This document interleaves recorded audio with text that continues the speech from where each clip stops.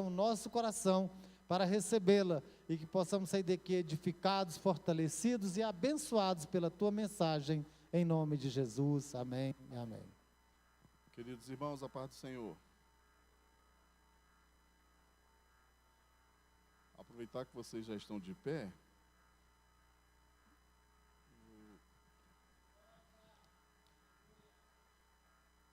Abram a Bíblia de vocês, junto comigo, no capítulo 13 da carta aos Hebreus, e nós leremos o versículo 4. Hebreus 13, versículo 4. Deixa eu ver como é que está essa versão aqui.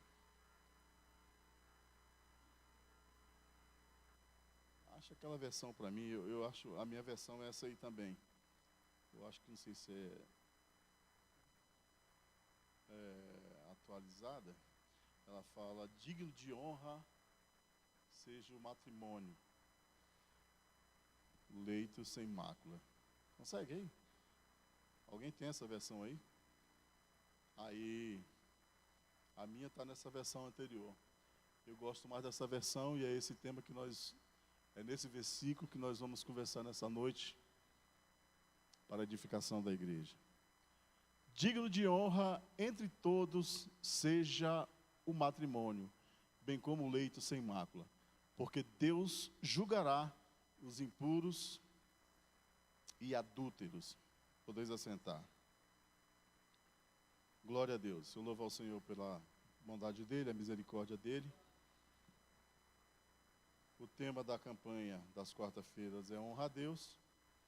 E dentro dessa temática, são vários assuntos que vêm sendo ministrados através da honra a Deus. E nessa noite, o tema que me foi passado, ele tem 4, eu vou abordar os 4 tópicos que me foi passado aqui, e eu quero ser bem sucinto porque o assunto é muito vasto. Quando se trata de família, o assunto é muito vasto, né, irmãos? E a gente vai dar uma rápida pincelada nesses 4 pontos aqui. O tema o tema que me foi passado é esse: honra no âmbito familiar, os pilares, benefícios e a consequência da desonra. Se eu tiver um pouquinho de dificuldade para ler aqui, irmãos, é porque eu estou me recuperando de uma cirurgia de catarata e eu vou ter que fazer um outro exame para fazer um exame de vista para compensar com o óculos, né? Porque aqui está meio comprometido. Mas os irmãos vão me ajudar aqui.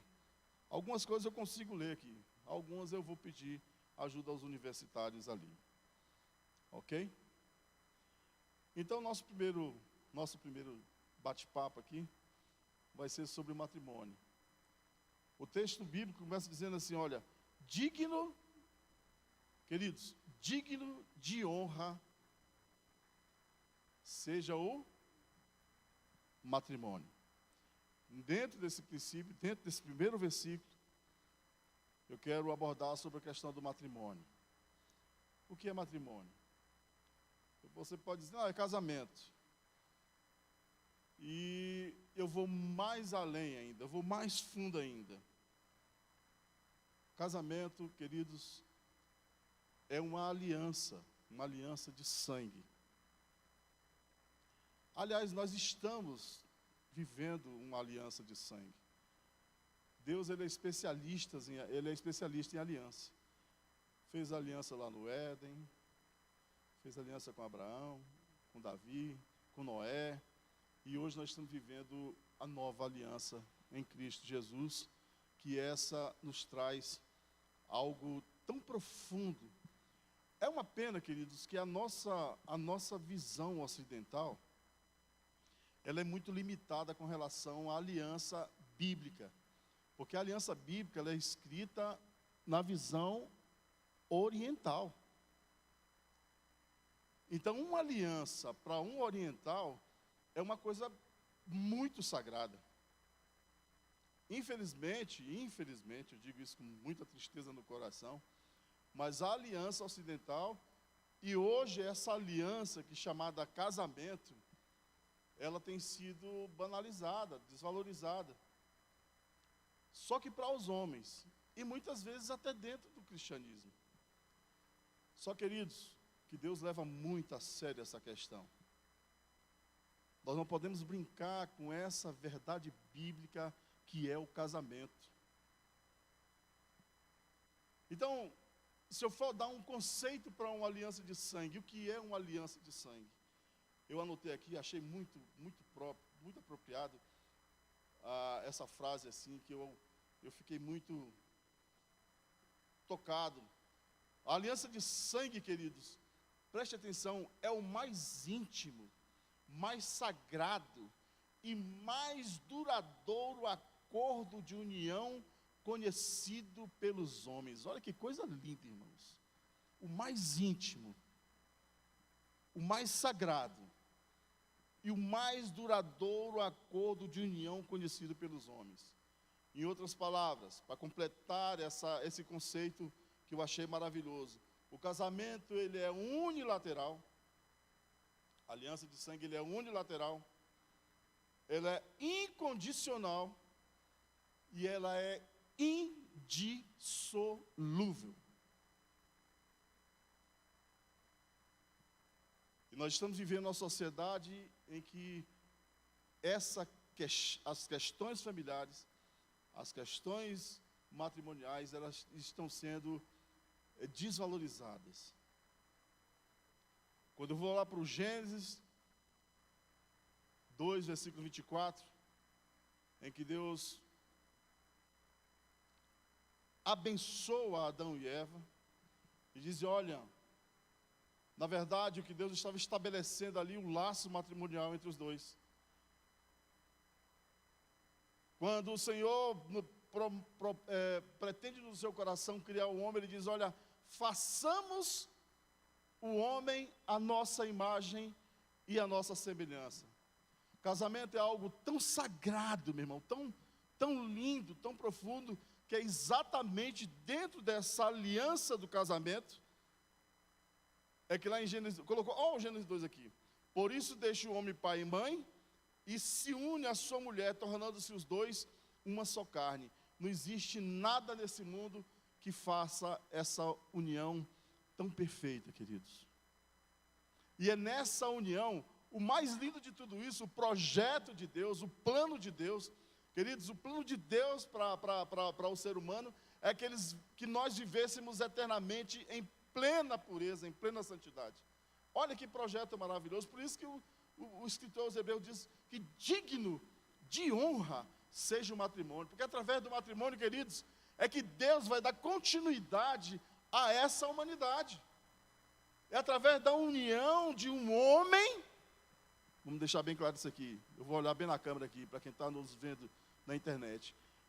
O casamento é uma união de um homem, macho, e uma mulher, fêmea. Porque nesse relacionamento, aí o Senhor promove um dos maiores milagres da criação, que é a reprodução. E uma união, queridos, uma união matrimonial é algo espiritual, coisa linda. É tanto que a Bíblia faz uma analogia da igreja de Cristo com a igreja, o noivo e a noiva. É muito séria essa questão de casamento, queridos. É muito séria a questão da aliança. É muito sério, é uma pena, meus irmãos, é uma pena que nós não temos a cultura de estudar sobre a questão da aliança na cultura bíblica. E é por isso que hoje está acontecendo todas essa barbaridade dentro das igrejas, porque cristãos que entram, jovens que entram para o casamento, hoje já pensam, não, se não der certo, não entra nessa não, meu irmão, porque Deus leva muito a sério isso. Deus leva muito a sério o casamento. Deus continua sendo Deus. E o projeto no casamento continua sendo um projeto maravilhoso. É um projeto espiritual, porque Deus honra o matrimônio. Olha só, queridos, como a aliança do casamento é tão, na visão oriental, ela é tão profunda. Como os orientais, eles levam a sério uma aliança. Eu fiz uma anotação aqui, tem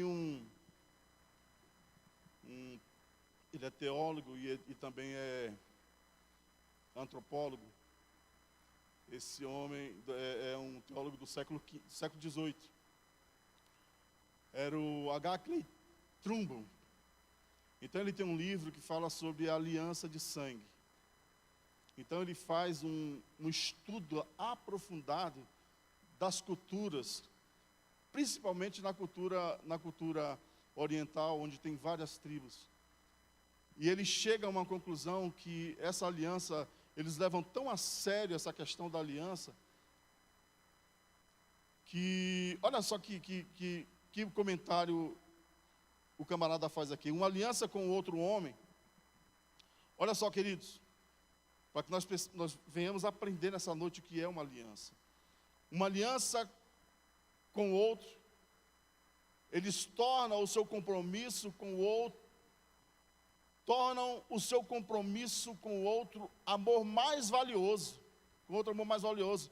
O seu compromisso, eu escrevi em línguas, e eu não estou conseguindo traduzir o que eu escrevi em línguas, em mistério. Eu vou ler de novo. Uma aliança com o outro, eles tornam o seu compromisso com o outro mais valioso que suas próprias vidas. Quando entram nessa aliança, eles fazem um juramento que essencialmente significa: tudo que eu tenho e tudo que eu sou, eu lhe dou. Seus inimigos são os meus inimigos. E eu estou pronto para atender para entregar até mesmo a minha vida por você, se for preciso. Será que essa aliança, nessa visão oriental, não está bem parecida com a aliança que nós entramos com Jesus? Porque depois da queda do homem, queridos, a única forma de uma aliança perfeita com Deus é através do sangue de Jesus. E hoje nós estamos vivendo essa aliança, uma aliança de sangue. E eu volto a dizer, essa aliança ela é inquebrável. Essa aliança ela é inquebrável, ela é indissolúvel, ela é unilateral. Quando Jesus assume a responsabilidade, olha só, eu fiz a anotação aqui, achei lindo. É algo simplesmente maravilhoso que o Todo-Poderoso tenha feito essa aliança com o homem, comprometendo conosco tudo que Ele é e tudo que Ele tem. Jesus Cristo tomou sobre si a punição pela nossa quebra de aliança. Então Jesus assume essa punição sobre Ele pela quebra de aliança que nós fizemos com Ele lá no Éden. Olha que coisa linda. Quando estabeleceu a nova aliança, Ele ofereceu a todos que o receberem um irrevogável e indissolúvel compromisso de aliança. Essa é a nova aliança que nós vivemos. E essa é a aliança que nós devemos levar para dentro do nosso casamento. É um compromisso tão sagrado. Olha só, queridos, olha a visão oriental da aliança.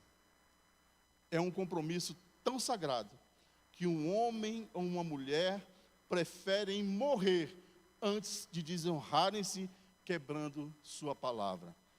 Compromisso de aliança, fidelidade a uma aliança.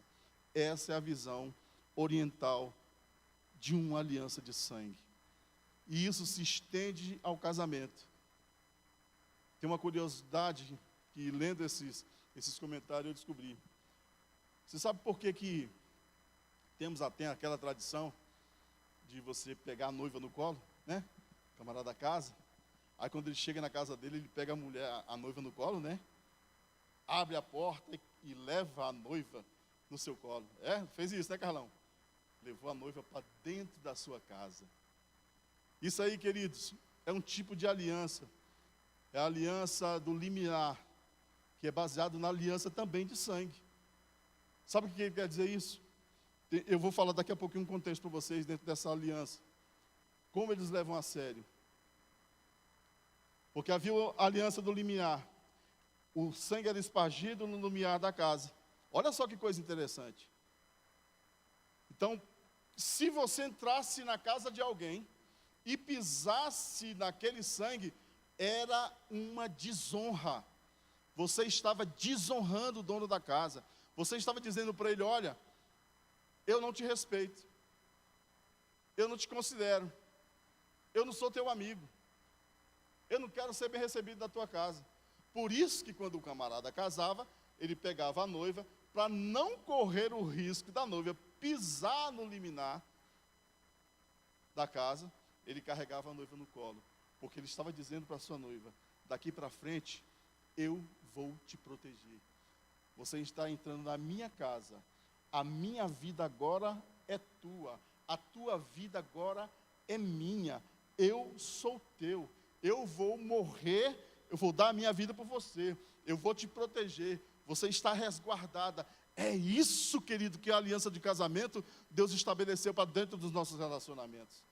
É essa visão que Deus quer que eu e você tenhamos no nosso casamento.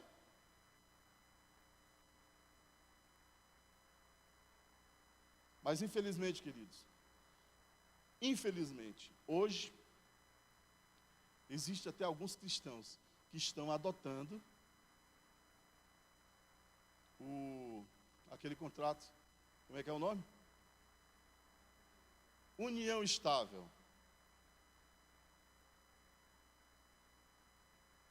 Isso não é da vontade do Senhor, meus queridos. Alguém me diz: mas isso é só um papel. Mas é só um papel que vai dar veracidade para esse relacionamento conjugal. É simplesmente esse papel que vai fazer com que você entenda. Queridos, preste atenção. O que oficializa um casamento não é a religião, não é o casamento religioso, é o casamento civil. Você recebe a bênção do Senhor dentro dessa aliança. E aí o Senhor vai te abençoar. Mas essas questões desse contrato aí, se eu tiver algum solteiro aqui e quiser, algum rapaz fizer essa proposta para você, querido, não aceite. Que não é vontade de Deus. Quando nós entendemos esse princípio da lei, da aliança de sangue, por isso, a visão do escritor aos Hebreus era essa.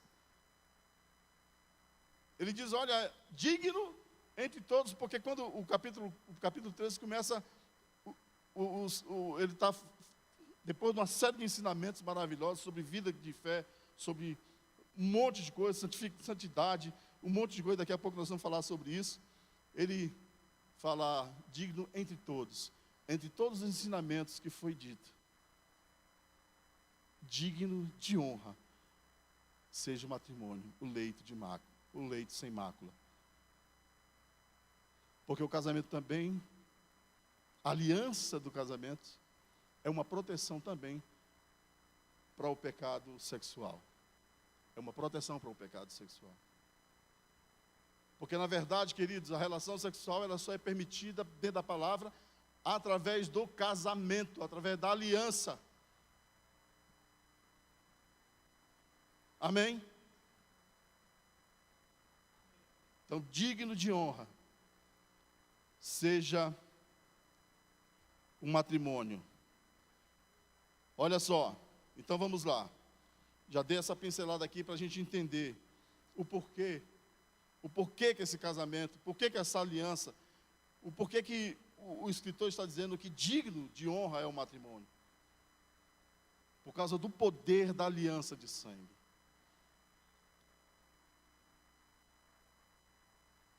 E agora existem alguns pilares dentro desse relacionamento que nós precisamos também entender. Quer dizer, vocês já conhecem, né, irmãos? Mas como a gente já está aqui, vamos continuar falando. Então, digno de honra é a aliança, é o matrimônio, é o casamento. Pelo poder, pela grandiosidade, pelo significado. Porque o casamento, verdadeiramente, queridos, ele tem um símbolo espiritual. E é tanto que eu falei que há uma analogia do casamento, da nossa aliança com uma mulher, com Cristo e a igreja. Então vamos para os pilares. Os pilares do casamento. Vamos lá? Eu quero que vocês abram a Bíblia de vocês junto comigo lá em Efésios. Efésios capítulo 5. Nós vamos falar de alguns pilares. Os pilares para um casamento, queridos, são muitos. Mas eu quero me ater a 3 pilares. Essa tríplice pilar para dentro do nosso casamento, para que a gente leve pratique e viva aquilo que o Senhor planejou para nossos casamentos. Ok? Então vamos lá, capítulo 5, versículo 22. Esse é o primeiro pilar. Eu vou ler aqui, aqui as mulheres, preste atenção. Isso aqui é um dos primeiros pilares, que vão dar uma sustentabilidade para o teu casamento. O apóstolo Paulo escreve à igreja de Éfeso dizendo: as mulheres sejam submissas ao seu próprio marido como ao Senhor. Essa é uma guerra feia. E essa guerra está entrando dentro das igrejas também. E eu já ouvi alguém dizer que o apóstolo Paulo era um tremendo machista. E eu quero dizer para vocês, irmãs, que tem essa visão. Ai, submissão, ser submissa, isso é coisa nenhuma. Olha a condição que... Bota a segunda parte. Porque o marido é o cabeça da igreja, como também Cristo é o cabeça... O marido é o cabeça da mulher, como Cristo é também da igreja.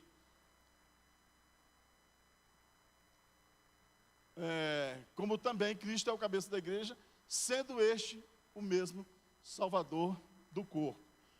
Então, quando Paulo escreve à igreja de Colossos, ele usa a mesma expressão. Quando ele vai aconselhar algumas outras igrejas, ele usa exatamente essa primeira expressão. Mulheres, sejam submissas aos vossos maridos. O que o apóstolo Paulo está querendo dizer para você, está querendo nos trazer essa realidade. Na verdade, ele não está sendo nem um pouquinho machista, ou eles viviam na cultura em que as mulheres verdadeiramente eram desvalorizadas. Isso é fato. Mas o apóstolo Paulo traz a responsabilidade para ele, através da palavra do Senhor, colocando a mulher no mesmo patamar de igualdade. A submissão que Paulo está se referindo aqui, queridos, não é a subserviência. Não é você, o maridão, o machão, que manda e desmanda e ela tem que curvar a cabeça. Aliás, crente não tem que ser assim, né, irmãos? Eu tive uma guerra feia com um nordestino, quando eu estava ministrando Casados para Sempre para ele, que o nordestino tem essa veia, né, do machão, daquele cara bruto, não sei o quê, blá, blá, blá. Eu falei, filho, você pode ser nordestino, paraibano, filho de Lampião. Quando Jesus te salva, você tem que ficar pianinho. Você não tem que ser o machão, não. Aqui o apóstolo Paulo está colocando a mulher no mesmo patamar de igualdade. Sabe o que ele está querendo dizer para você, mulher? Que você está junto com o teu marido numa missão.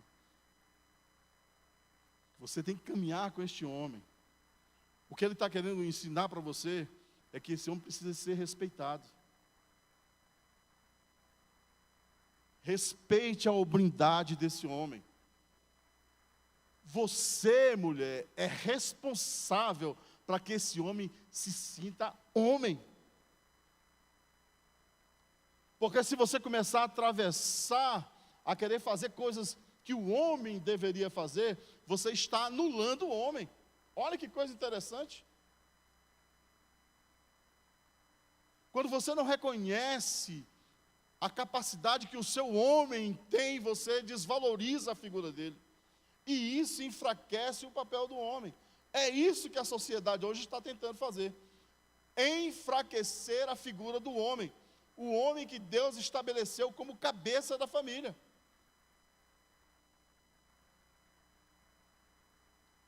Se tiver alguma feminista me ouvindo, ela deve estar com os cabelos arrupiados. Mas eu não estou nem aí para você.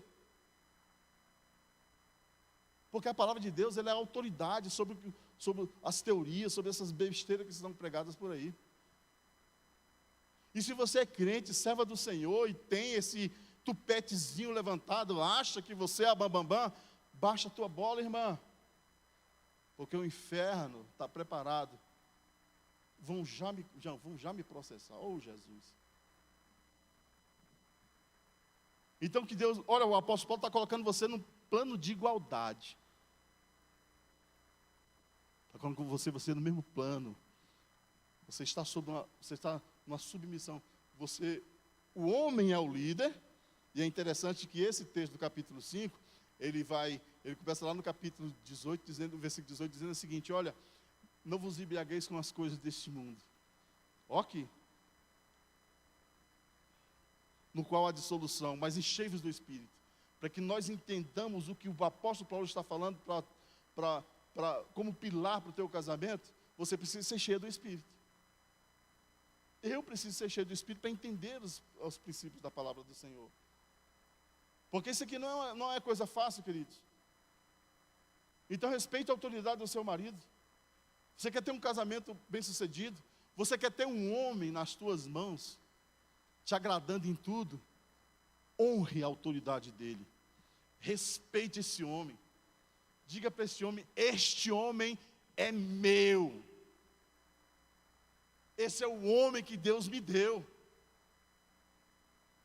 Não anda falando mal do teu marido não, irmã. Não fala mal dele não. Esse bicho é devagar demais. É devagar coisa nenhuma. Você está tornando esse homem devagar. E quando o homem ele se sente desrespeitado com seus valores de homem, ele tende a enfraquecer. Ele tende a tomar uma postura mais agressiva, porque o padrão que Deus estabeleceu para ele está sendo tirado.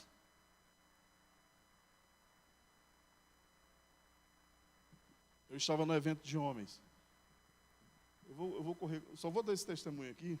Eu estava no evento de homens. E eu ouvi de um pastor um testemunho que eu fiquei estarrecido. Havia uma irmã que congregava com esse pastor que estava ministrando. E o marido dessa mulher trabalhava numa grande empresa. E todos os meses eles premiavam o funcionário em destaque, homem, com um jantar especial. Só que nesse jantar também tinha direito a uma noite com uma prostituta de luxo. E o marido dessa mulher, ela era serva do Senhor, servia, ele não queria ir para a igreja. E esse cara foi premiado. E ele chegou em casa, contou para ela: tal dia eu vou sair para a reunião, vou ter uma reunião à noite, que eu fui premiado. Mas ela já sabia o que ia acontecer. E o Espírito Santo falou, ela orou e falou: Senhor, o que eu faço? O meu marido vai sair, vai para o jantar para se prostituir. O que eu faço? E o Espírito Santo fala ao coração dela: diga para ele que é o homem da sua vida. E aquela mulher arrumou o melhor terno para ele, arrumou a melhor roupa, botou o perfume melhor que ele tinha, fez questão de arrumar o camarada. E na hora que ele estava saindo: meu amor, estou indo para a reunião. Na hora que ela estava saindo, eu falei assim, meu bem, eu vá com Deus, mas antes eu quero orar por você. Você me permite? Pois não, meu bem. E aquela mulher começa uma oração tremenda. Senhor, aqui está o meu marido, o homem que o Senhor escolheu para me fazer feliz. Aí começou a exaltar o homem. Este homem é um bom pai, é um bom marido, é um homem esforçado, é um homem maravilhoso. Eu louvo ao Senhor pelo homem que o Senhor me deu, por essa figura máscula, por esse homem inteligente, e começou a exaltar o homem.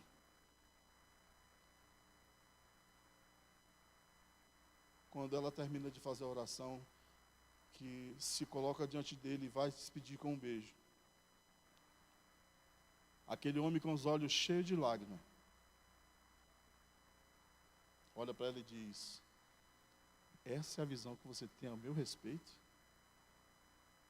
Ela diz, sim, é assim que eu te vejo. E ele falou, você sabe para onde eu estava indo? Sei. Você sabe o que eu ia fazer? Sei. E mesmo assim, você me honra desse jeito? Aquele homem, na hora, desiste de tudo aquilo. E no domingo, entregou o seu coração para o Senhor. Por causa que ele tinha uma mulher que valorizava esse homem. Pilares para um bom relacionamento. Honre o seu marido. Respeite o seu marido.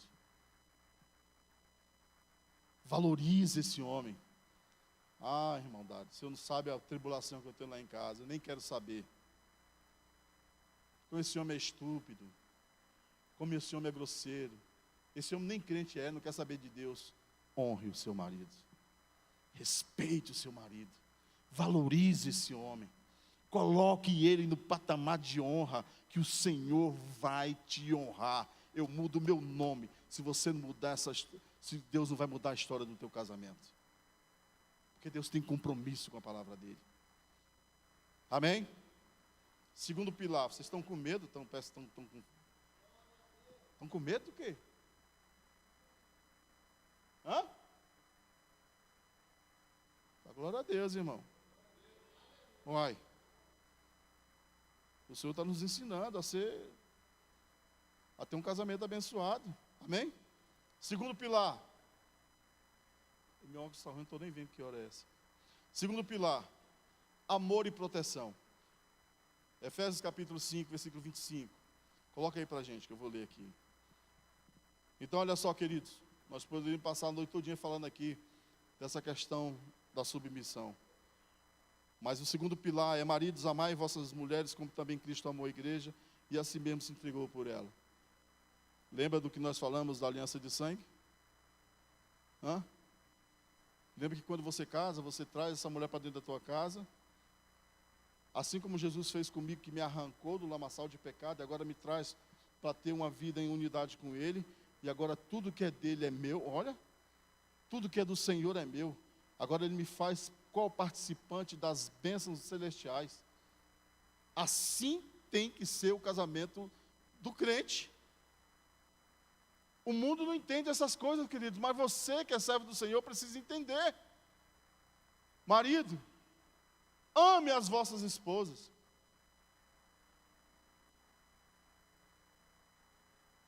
Se tem alguém aqui que não concorda com essa palavra aqui, ó, depois você vai brigar com Deus, tá? Que o texto está aqui. Viu, Laci? Maridos, amai vossa mulher, como também Cristo amou a igreja e a si mesmo se entregou por ela. Não fui eu que escrevi isso, irmão, está na palavra de Deus. Tem camarada aí que discorda disso. E não é só um nem dois não, tá? Eu já fui abordado por algumas pessoas dizendo: não, irmão, você não acha que essa palavra é muito pesada, não? Vai brigar com Deus. São princípios. São pilares para o casamento. É uma ordenança do Senhor. Quer ter um casamento abençoado? Ame. Ame. Quer ter sucesso na sua vida? Ame. Ame incondicionalmente. Nós falamos que a aliança de sangue é um amor incondicional. Não é unilateral, o amor não é só para mim. Eu tenho que amar e cuidar e proteger essa mulher. Essa é a perspectiva de Deus para o meu casamento. Eu, como homem, preciso proteger a minha mulher. Proteger em todos os sentidos, queridos.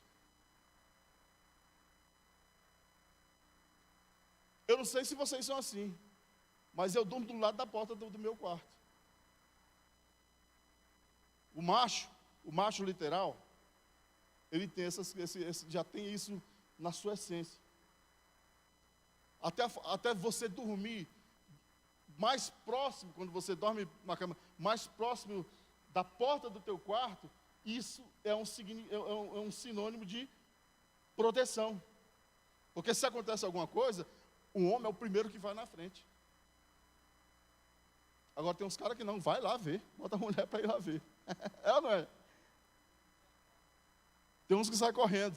Preste atenção, queridos. Isso é verdade. A postura do macho é exatamente proteger. Então, o lado da minha cama é o lado mais próximo da porta. Isso é natural. Quando eu caminho com a minha mulher na calçada, ela nunca vai do lado da pista. Eu estou do lado da pista. É involuntário. É coisa de macho. Você está entendendo? Protetor. Ela vai do lado da calçada e eu vou na beira do meio-fio quando é necessário. Isso é natural, porque se acontece de um carro vir desgovernado, o primeiro a ser atropelado sou eu. Eu faço isso porque eu quero? Não! É instinto de macho. Do caba que ama. É proteger. Vocês estão entendendo, irmãos? Agora tem cara que não, bota a mulher primeiro. O camarada chega, é um assalto. Aí ele se esconde atrás da mulher. Opa, é um assalto, você tem que puxar a mulher para trás de você e falar, opa, é assim que o macho tem que agir. Vocês querem me chamar de machista? Pode me chamar. Porque machista é aquele que faz coisa de homem. O machista é aquele que ama a mulher, que protege, que briga por ela, que defende. E eu defendo a minha. É o instinto natural. Eu vou para o shopping com a minha mulher, quando ela vai subir a escada rolante, eu fico por trás, porque ela morre de medo de escada rolante. O instinto de proteção já me faz com que eu fique atrás dela, já no ponto de se ela desequilibrar, eu já seguro, está aqui, ó. É o macho. Amar, proteger. Ela está ali, ela sabe disso. Aí quando ela chega o fim da escada rolante, eu já estou do lado dela, porque se ela tropeçar, eu já estou segurando aqui. Proteção. É o pilar, é amor, é guardar, é respeitar, é honrar, valorizar, elogiar. Fala para ela que essa mulher é linda.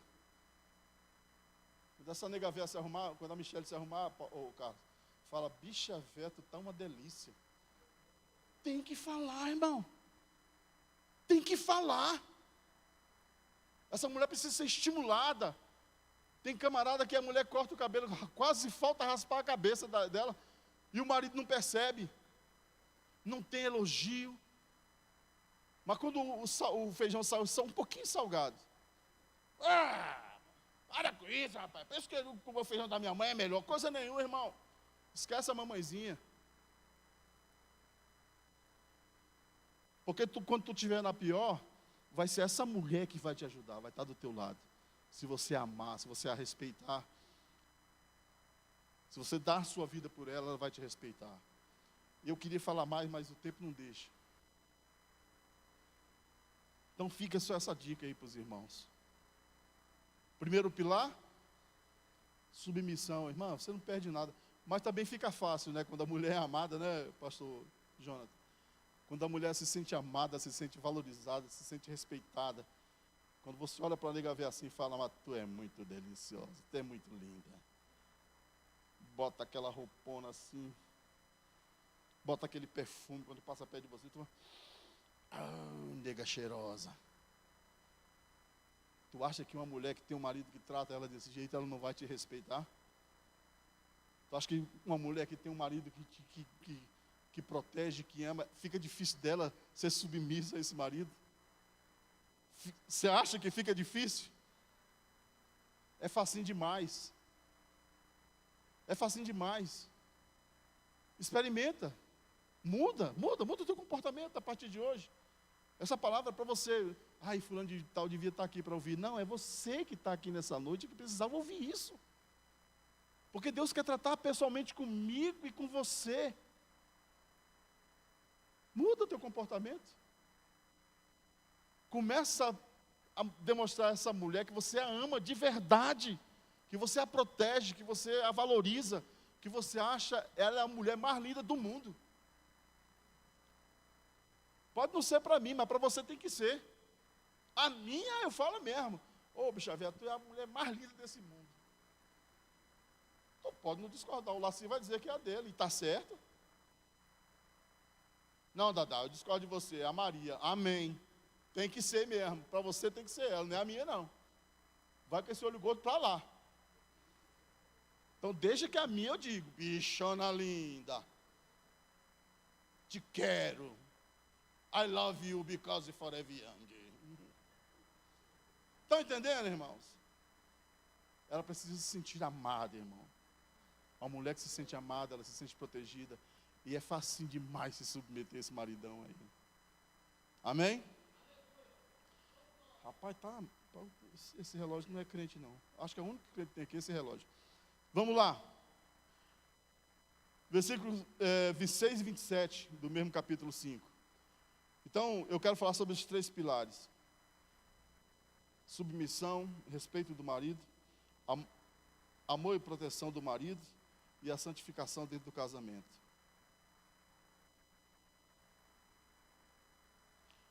Abre comigo aí.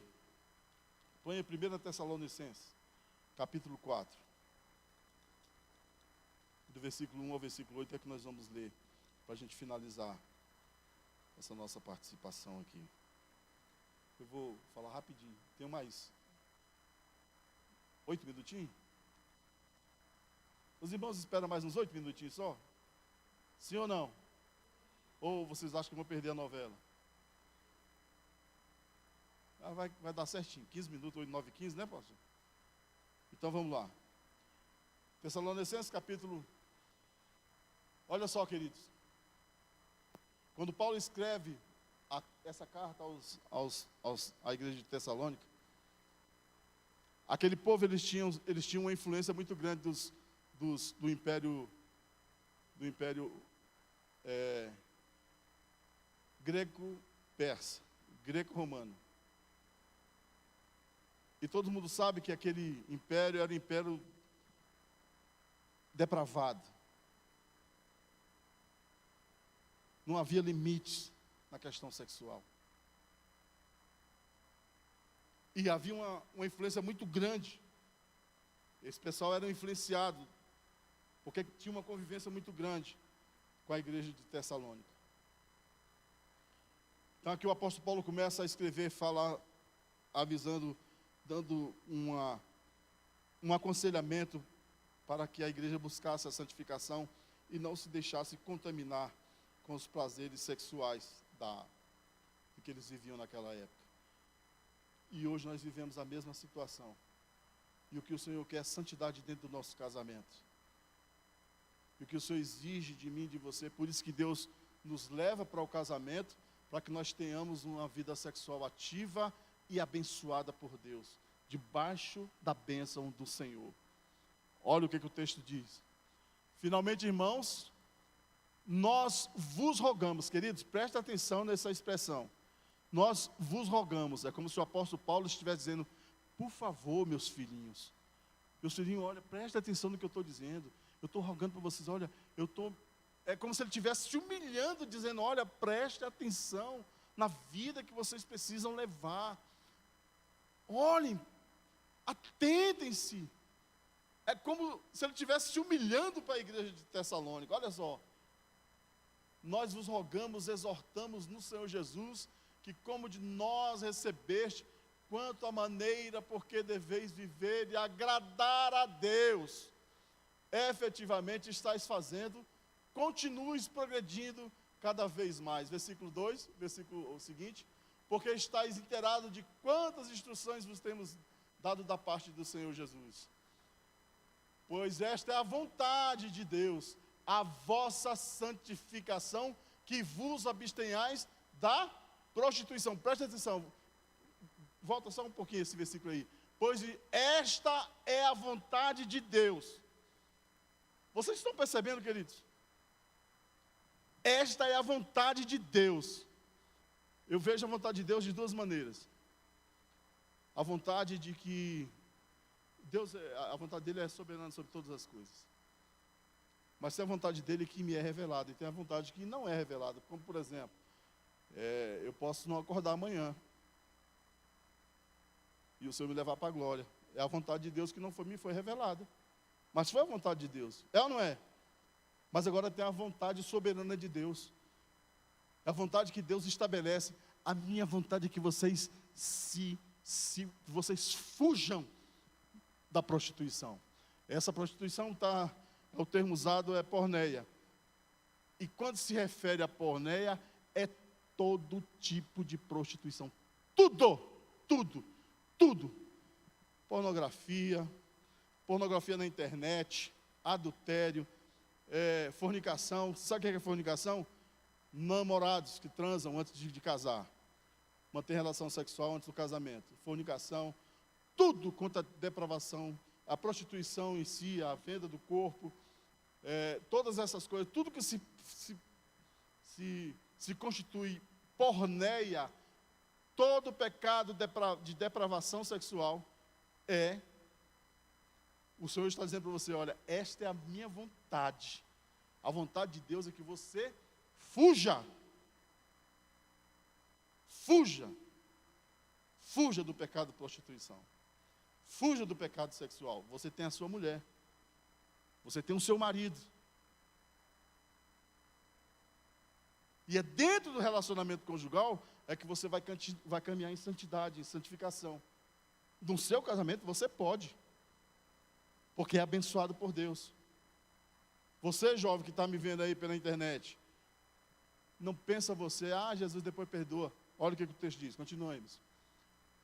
A vontade de santificação, que cada um de vós saiba possuir o próprio corpo em santificação e honra.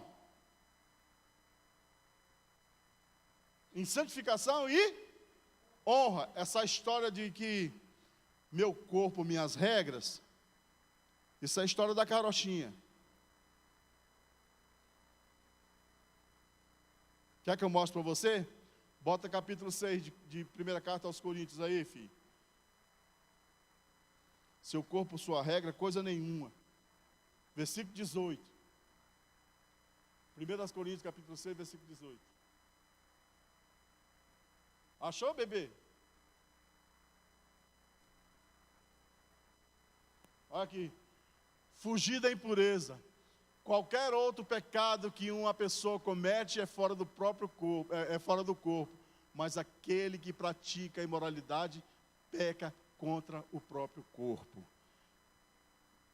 Acha para mim aí, porque você está entendendo? Então o apóstolo Paulo, lá no capítulo 6, eu não me lembro qual é o versículo, ele vai dizer que você é templo do Espírito Santo. Veja se é o versículo 11, se eu não me engano.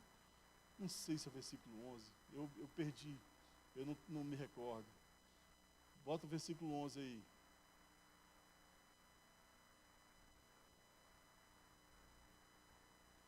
Ou se fosse algum de vós, mas vós não, é mais na frente, eu não me lembro qual versículo, nós vamos ficar.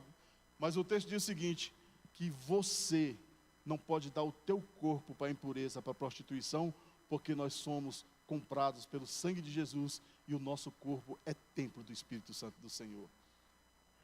Se você foi comprado, é porque você tem um dono. Então não vem com esse papo de dizer o meu corpo, minha regra. Isso é coisa totalmente antibíblica. Para com esse negócio de meu corpo, minha regra. Sabe por quê? Continua, volta lá para o capítulo 4. Para a gente entender o que o Senhor está, qual é a vontade de Deus. Capítulo 4 de 1 Tessalônica. Olha aqui, que cada um de vós saiba possuir o próprio corpo em santificação e honra. Versículo 5. Não com desejo de lascívia. Você sabe o que é lascívia? Sensualidade. Como os gentios que não conhecem a Deus. Isso é coisa de quem não conhece a Deus. Então o crente, a mulher crente, o homem crente deve andar em retidão. E que nesta matéria ninguém ofenda, nem defraude a seu irmão.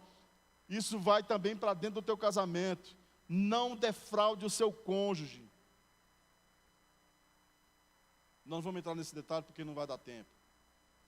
Mas respeite não defraude, não abuse, não defraudar está querendo, não abuse do seu cônjuge, não abuse do seu parceiro de relacionamento sexual. Não a obrigue a fazer coisa que ela não quer. Não a obrigue, não faça. Você tem. Não é assim não, irmão. Olha o que o texto está dizendo. Não defraude a seu irmão, porque o Senhor conta todas essas coisas, como antes vos avisamos e testificamos claramente. Agora que o bicho pega. Ele é o vingador. Para a gente fechar essa parte. Bota o versículo 7 e 8 para mim. Porquanto Deus não nos chamou para a impureza, e sim para a santificação.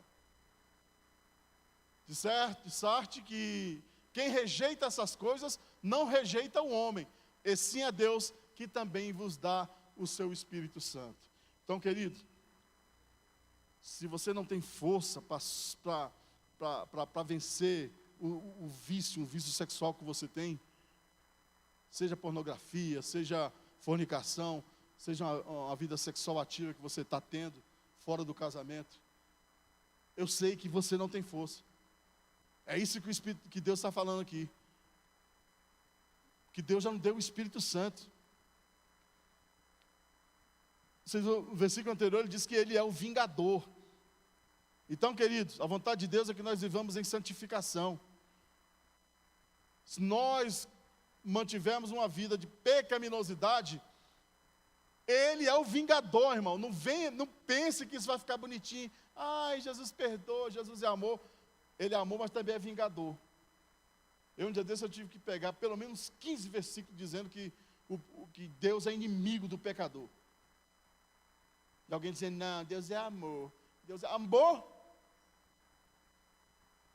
Deus ama a mim e você que procura viver uma vida de santidade, irmão.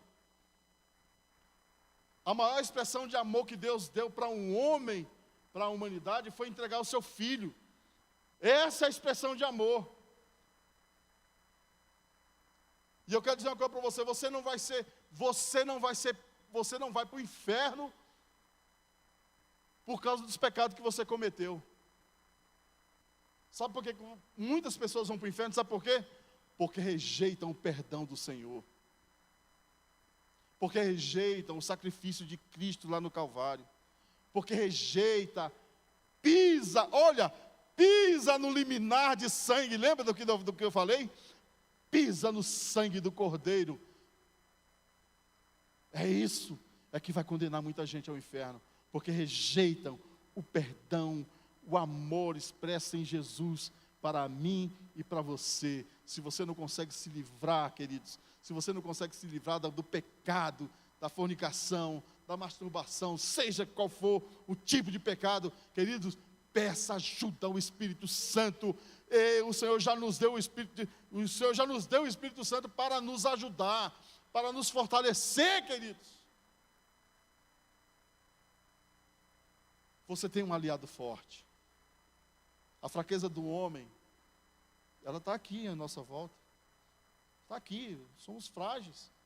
Somos passíveis de erro. Mas o Senhor, Ele te ajuda. Ele é o teu ajudador. Amém? Os benefícios. Acabou? Não está gostando não, né? Olha aí, ó. Olha aí, acabou o tempo. Acabou, irmãos. Mas se você praticar isso, queridos, vocês vão ver o benefício dentro do teu casamento. Você vai ver famílias fortes, famílias abençoadas, filhos abençoados. São os benefícios. Os malefícios que nós falamos aqui, é tudo que muitas famílias estão vivendo. É droga, separação, divórcio, homossexualidade, droga, alcoolismo e todas essas coisas que nos distanciam do Senhor e que só traz tristeza para o nosso coração. Amém? Que Deus em Cristo os abençoe.